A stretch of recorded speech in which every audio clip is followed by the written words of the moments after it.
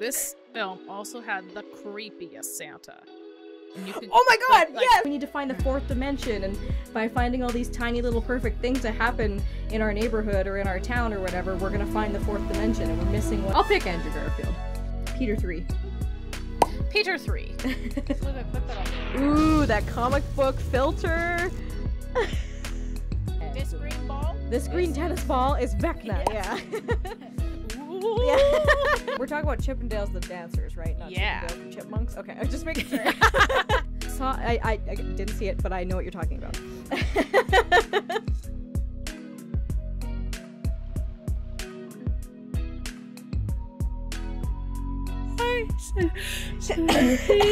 Oh no! Kendra's dying! Don't die! The demons are coming for me. The demons! Ooh, look at that. She hid the logo, people. She's a professional. Oh, she's showing it now. Oh, she's showing it off. Ah, sorry. Hey, cinema peeps. We're not dying, we swear. Yeah. We're very much alive. As far as you know. Yeah. We're all holograms. This is all pre-recorded somehow. Yeah, we're all AI. Ooh. I mean, I know we had this big fight over AI, you know, for the writers and the actors, and I'm glad everybody won. But sometimes, like in the software terms, AI is great. It does have its perks, that's for sure. But like, sometimes it's a little freaky. It just Some can't of the things it replace can do. people. Yes. That is true, yes. Yeah. It can't replace the actual people. Can it Yeah. assist? Hell yeah. Mhm. And I love it in Photoshop, especially. Oh, select just the subject? Oh, beautiful. Right? Done. Or just like cleaning up audio and editing, like that kind of stuff. Yeah, I'm here for that stuff. Bring me that stuff. But when I have to question what's real and what's not, like, have you seen some of the, I can't remember the name of the software or the AI company that it's called, but like, or it's like Unreal Software or something like that. Mm. But they're like showing how AI is developing like games now and how it's like hyper realistic. Like it looks like found footage, but it's a video game. Oh, it's freaky because they're like, oh, think of the possibilities for horror games. And I'm like, yeah, like for horror games, that'd be insane. But like just seeing some of the test footage they release, I'm like, this is just freaky. Like, I don't know if I like this. What was it? And Philip always says the scariest thing is it's only like this is the worst it's gonna get. It's only gonna get better from here. And I'm like, yikes, you're right. Yeah. That's terrifying. Mm-hmm. But anyways, on that fun, terrifying note of AI taking over the world. It's not spooky month anymore. We gotta move fast. Yeah, we're done. Even though we did, and me and my family did watch a spooky movie on the weekend. Ooh. A Haunting in Venice. Ooh, I was gonna The ask you if you're gonna watch Hercule that. Poirot. Yeah. Good old Kenneth Branagh. He directs all these. So the Nice. Murder on the Orient Express, Death on the Nile, and this one he is all directed. I think I remember looking that up. Nice. He is a very talented what was the term for triple threat? Auteur, I think was the term for someone who's like multi-talented. He's a good actor, director. Pretty sure he's done some producing too. Yes. Some writing maybe. Yeah. Probably.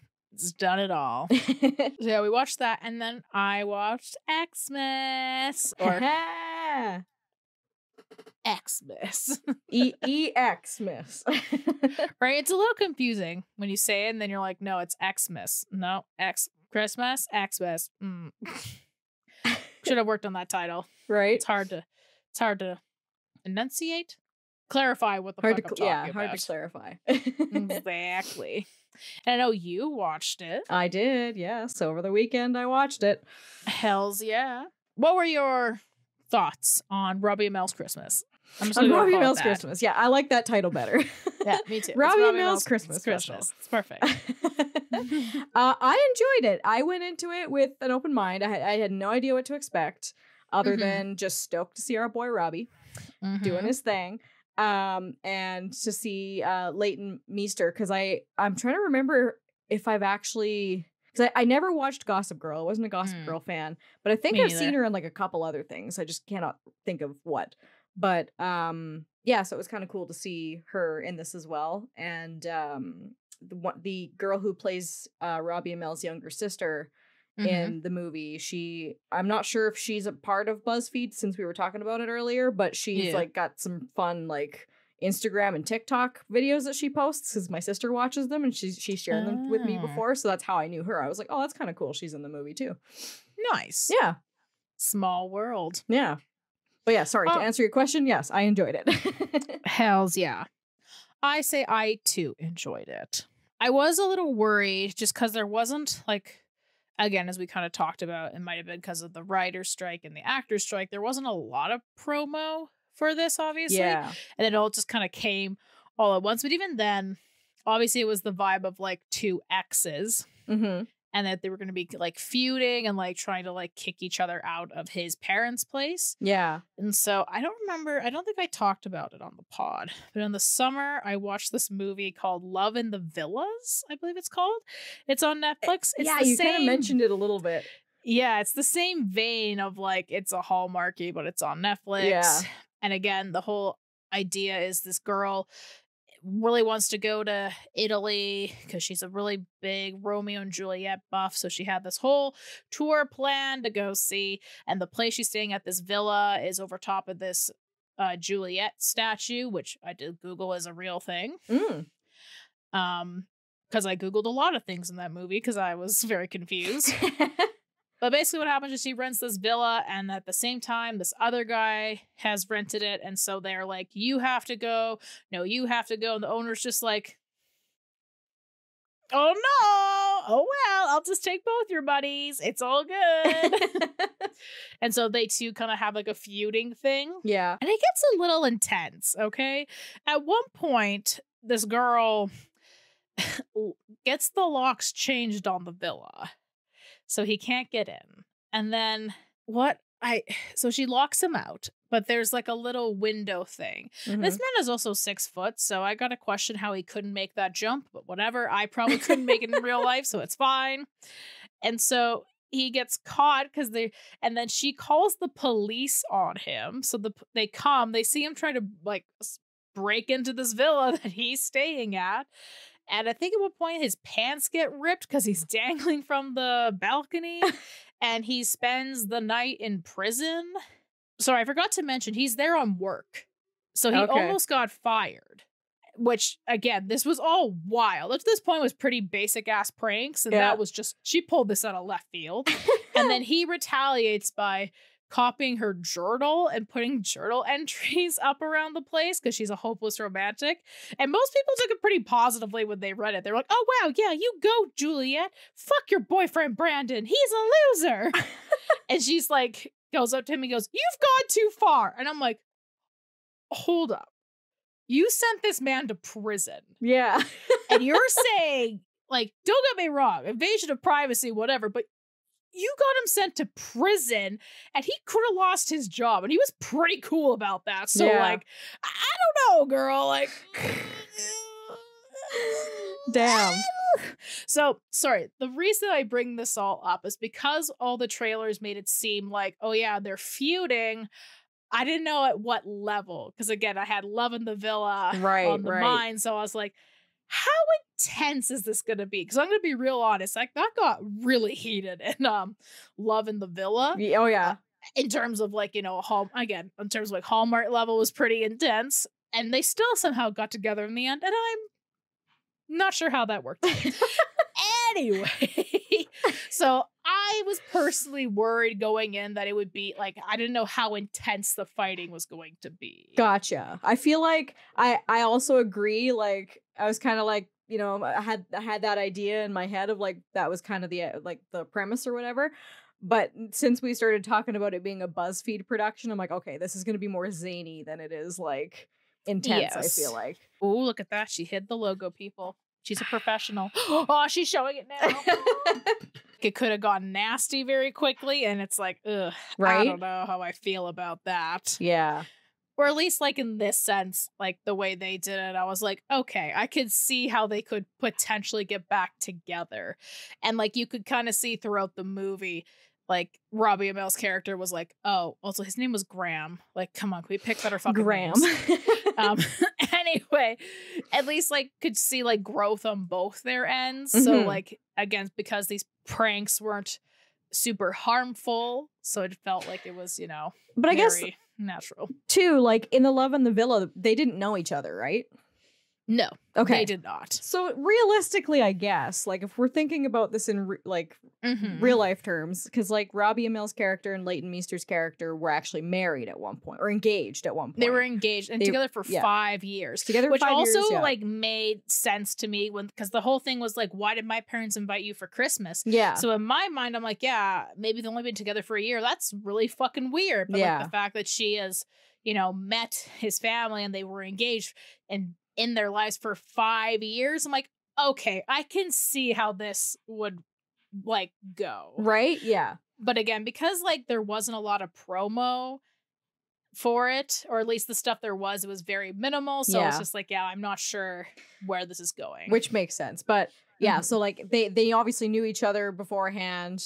So for the way the kind of feud went between them to be, again, the obvious choice was to make it zany, but some of the stuff they were doing to one another, it made sense, I guess. Whereas like realistically, like if that were me and I were staying in a villa and some strange guy was also trying to stay in this villa, I would probably want to like, do everything in my power to make sure he's not staying in the same place as me, because I don't know who this guy is, right? So change the locks and call the police. Yeah. Apparently, yeah.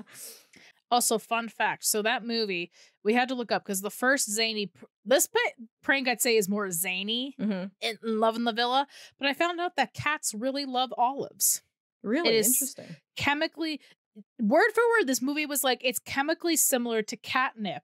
And I was like, you shut your mouth. And so I Googled it. I think I actually still have it open on my phone on my web browser. And it's like, yep, cats do like olives because it's chemically the same as similar to catnip. I was like, what the fuck? So in the end, you learned a lot from this movie. I did. I learned a lot. Call the cops always, apparently. There's a real Juliet statue. Cats like olives.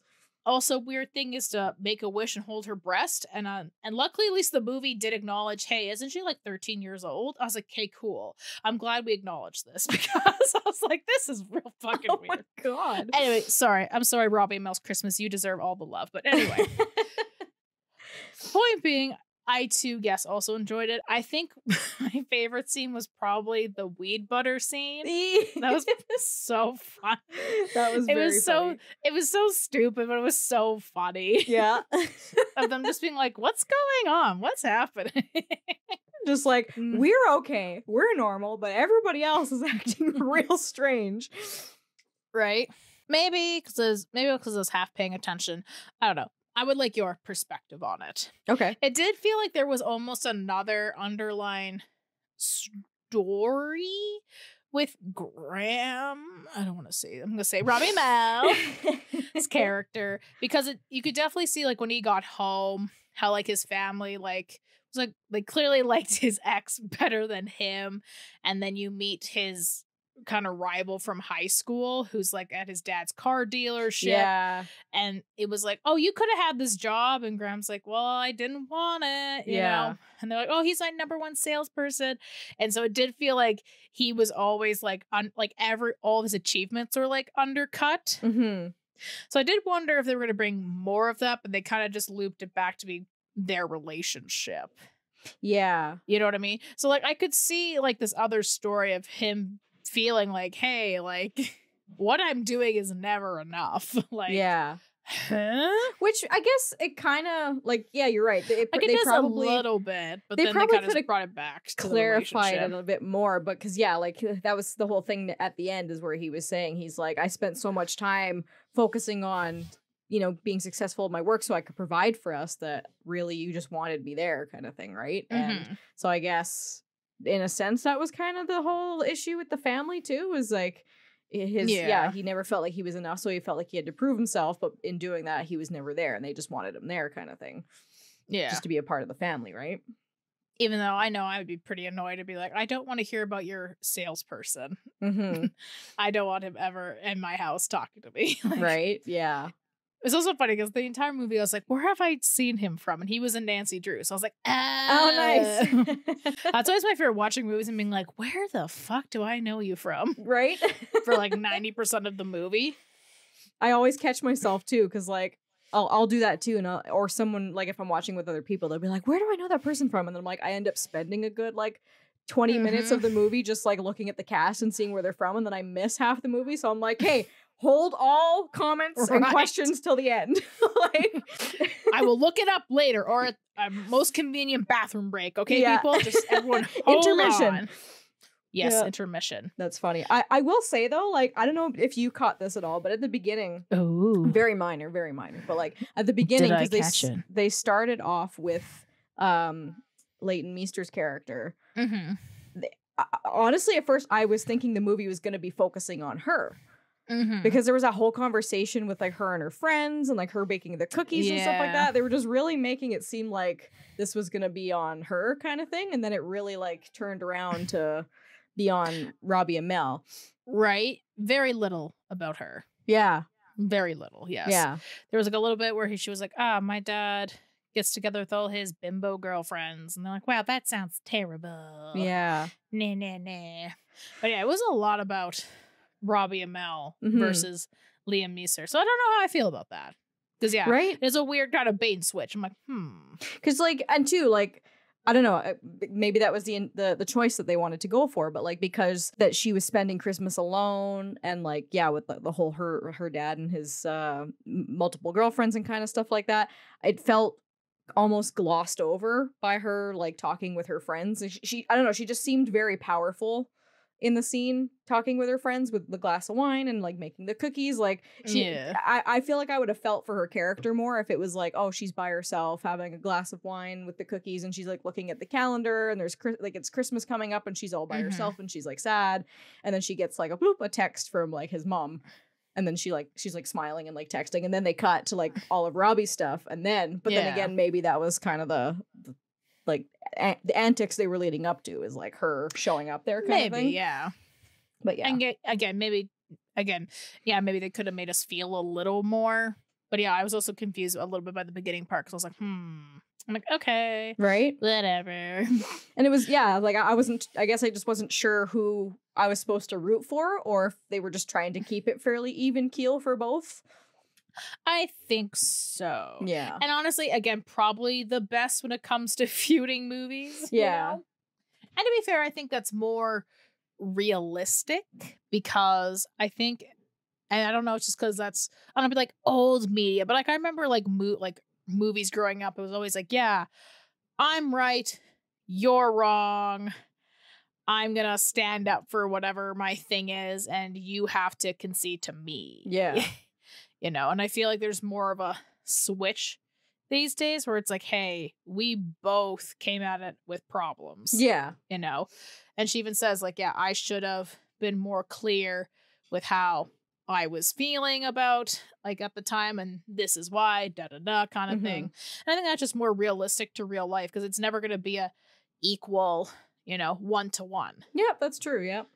Unless it's a very bad case. But anyways, so yeah, I think it's just more, probably realistic. And then, it makes it a little easier to, because, I did feel, I was like, that's going to suck to be alone for Christmas. But I was also like, what the fuck are you doing here too? Right? Yeah. What are you doing here? And they definitely did, like, you're right. They definitely did do a good job of kind of capturing that realistic element of like how they treated each other, or at least communicated with each other, with kind of how, for lack of a better way of explaining it, like how real relationships work when they deal with things, or at least ideally how you'd want them to turn out. Because like even just like I don't know, the scene that pops in my head is at the end there when he's like confessing his love to her and stuff, and she's like, I just came back for my phone, and then he's like, and she's like, just kidding. Like it's like those little things, like it's just little sweet moments, right?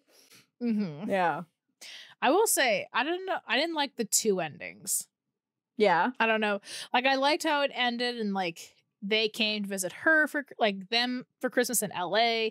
He comes with the little truck. Yeah. And I was like, this is a good note to end on. Yeah. But then instead they were like another year or 2 years later where they clearly have a baby. And then he goes, look, I've been talking to your ex Heather. Yeah. And she's coming for Christmas. And I was like, like to me that felt more of like a mid-credit scene or something. Right. I kind of wish they just ended it at the truck and then everyone goes inside. I also thought it was confusing too, because again, maybe I missed it, but like that to me, ending with that made it seem like it was the sister's idea to bring the girlfriend over. Was it her idea initially? I don't think so. I think it was Okay. like a family. I think it was just like, I'm getting back at you, because she was like, oh, I think maybe she might have been the one who started texting her again. I think that was that conversation. And then they were like, oh, yeah. And then we started playing Wordle and all this. And he's like, that's so nice. What is she doing here?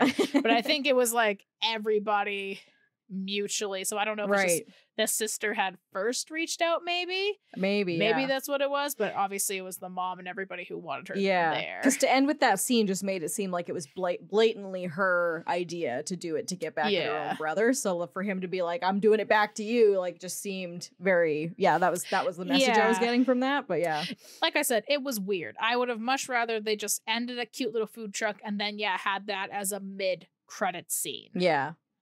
Because then to me, that's more of a funny thing. Where it's like, oh, haha, I did that, you know, I did that to you now. Haha, like a little sibling thing. Whereas, maybe I was also mad because they were like 2 years later, or I think it was another 2 year or 1 year time jump. I don't know. I was like, why are we doing this? You did your one. That's all you get. Right? Okay, you get one. Yeah. One time jump and that's it. That's it. You weirdos. Yep. But yeah, that was Xmas. I enjoyed it. I give it a solid 8 out of 10. I'd say. Yeah. I was gonna go a little lower with a 7. Okay, yeah. But I think as like a good starting point for Christmas movies, I think it was a good starting movie. Right? Because I feel like, I mean, writing comedy is difficult to do regardless. But like, when you think about a lot of the Christmas movies that are out too, and especially the comedic ones, like the ones that come to mind are like The Grinch and like National Lampoons, like those really funny comedy Christmases that stand out. So to try to like do one that kind of like is either at the same level or within that realm would be difficult, right? And so I don't know, I feel like this one kind of like it's in that realm. Like it's a very funny, wacky, zany Christmas movie. Yeah, and I mean they didn't like. And then thinking of those movies, like there was no character that was like, I hate Christmas. Yeah. I think they could have easily gone down the route, but instead they're like, no, this is just happening around Christmas. Yeah. It doesn't have to be the focal point. But I did enjoy the abduction of baby Jesus. Yeah, that was funny. The constant abduction of baby Jesus and baby T-Rex Jesus and baby duck Jesus. Yeah, that was funny. I'll just say quickly more just for to add to the list of Hallmark movies that I've been watching. This week I watched A Merry Scottish Christmas. You did? I did. How was it? Was it good? Damn it. Yeah. Oh, wow. I'd like to get your perspective on it. But okay, sweet. I definitely thought it was going to be better than it was. It was a little hokey. But and then the other one is Holiday Road, which I highly recommend that one. Was that the one I gave a very hard pass to? When we talked about it, it's the one where the guy's name is Clay and you're like, I don't like that name. Who names a person Clay? You need to find a better name. Yeah, that sounds like I hard passed that. And it's funny because they do make a joke about his name in the show too. Oh, thank God. So I think that'll redeem it for it. But it was also the one that's based on, or it's inspired by true events too. Right, yeah, because there's like the two couple. Yeah, I remember. Yeah, I was like hard pass. A whole motley crew of people on a road trip. It's really good though. Honestly, out of all the ones I've watched so far, that one, Santa Summit, and Checking It Twice were my 3 favorites out of all the ones I've seen so far. Okay, I'll give it a chance. I know it's almost Christmas. We're not almost, but we're getting close to December. But we watched a spooky movie on the weekend. Yeah. The Haunting in Venice. The third of the Kenneth Branagh, Hercule Poirot series of movies he's been doing since, I Googled this. I think it was like 2016 or 2017. He's been doing these. Sounds about right, yeah. And there was a weird break because of Panorama and shit with Death on the Nile. I feel like I chatted about Death. Like, I really liked the Orient Express one. That was pretty standard. That was good. Yeah, I like that one. Death on the Nile was boring as balls. Oh, really? I think it was maybe not even 10 minutes longer, but God, did it feel like a 2.5-hour movie. Yikes. And I Googled, and it's only 2 hours and like 9 minutes. And I was like, you felt so long. Oh, no. But I think that's because for the first 45 minutes, no one had died yet, and there was no mystery. And I was like, this is too long to be having no mystery, all right? Yeah. Like, maybe I'm a basic bitch, but like that mystery better be in the first 10 minutes. Gotta grab you. Or I'm out. Needs to grab you. I'm out of here, baby. I'm out. Yeah. So he had a haunting in Venice. It was a little weird because there was a bit of a jump. Hercule Poirot, he is no longer, he's not solving mysteries right now. He's retired in Venice. Okay. With his bodyguard character who fucking pushed someone off a bridge to protect Hercule Poirot. Damn. So he was immediately my favorite character. He powed someone in the throat too, and I was like, wow. 10 out of 10, my favorite character right there. But then Tina Fey comes, and she's an old friend and convinces him, because it's Halloween, to come to this seance that's being held at this supposedly very creepy house that nobody will buy, which I have a hard time believing. But I mean, I guess it's 1947, so maybe it's different. But I feel like now you try to sell a place that's haunted, boom, market value, crazy. Right? Millions and millions of dollars. But yeah, this one was definitely more on the spooky side for Mr. Hercule Poirot. And I gotta say, I really enjoyed it. Ooh, okay, well, I'll have to add it to my list. Yes, there's like a whole seance scene that's really fun. Okay. And then everyone starts dying, and it's great. It's great. And it's great. And yeah, and Hercule Poirot's like hearing things. He's like tripping out. He's seeing ghosts. Oh. Mm-hmm. I did kind of solve the mystery almost by the time we got to the end, but that's fine. I was okay with it. I was like, nice. I got there. There were some good moments, and overall this one was definitely a little more spookier than the other two, but when I say that, I mean it was barely a spook. Like, I don't know. Yeah.